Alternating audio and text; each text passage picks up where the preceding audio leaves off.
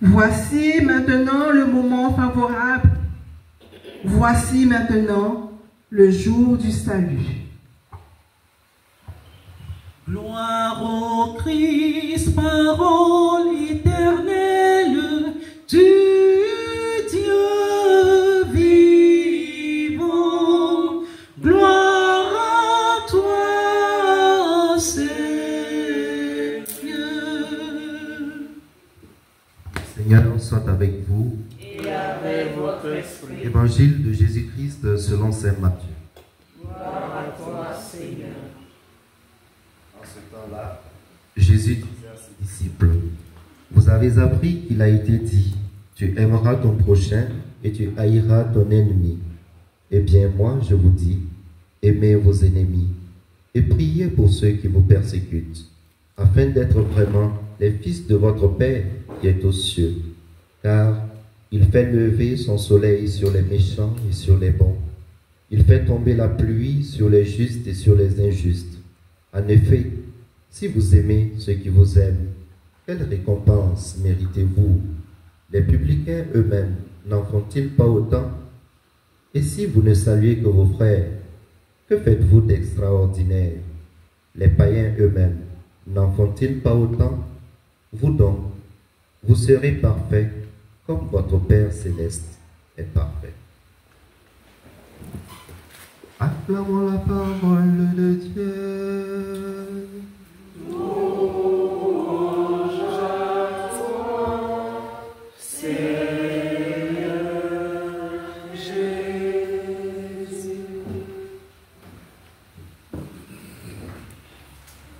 Frères et sœurs, nous avons ici dans l'évangile que nous venons d'entendre la version mathéenne de ce que nous avons entendu au cours de l'enseignement, l'entretien de ce jour. Voilà.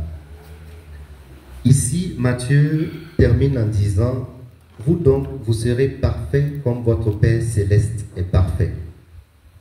En Luc, il est dit, soyez miséricordieux comme votre Père céleste est miséricordieux. Qu'est-ce que cela signifie? Cela signifie que la miséricorde est la perfection. La perfection, c'est la miséricorde. La perfection, c'est l'amour. Il n'y a rien au-dessus de l'amour. Nous en avons longuement parlé. Je voudrais vous féliciter pour ce pèlerinage que vous avez fait au pied de la souche d'arbre de Marie-Mère de la Charité chrétienne.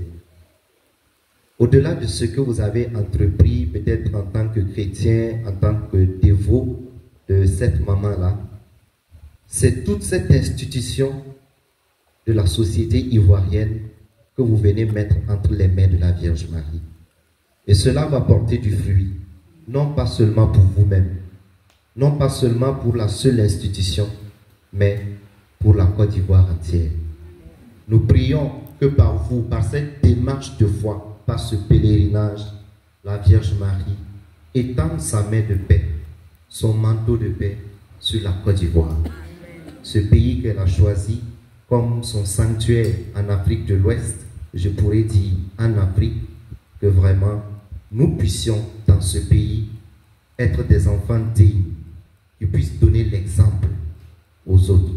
Que le Seigneur nous garde toujours dans l'amour. Que le Seigneur nous garde toujours dans la logique du pardon. Que le Seigneur nous fasse comprendre que la perfection, c'est l'amour. Alors, nous offrons les mérites de ce pèlerinage que vous faites là pour la paix en Côte d'Ivoire.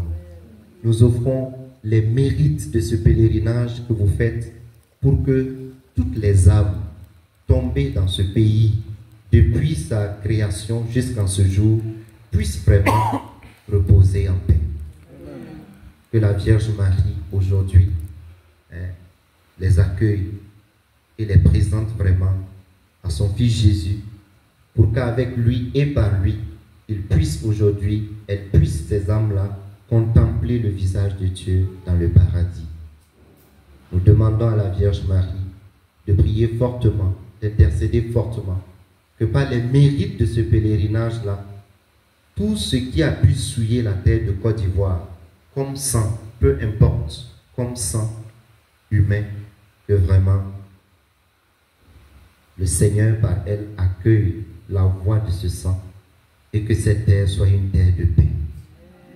Cette terre soit vraiment un asile pour tous les enfants de Dieu et pour tous les enfants de l'Afrique. Que le Seigneur vous bénisse.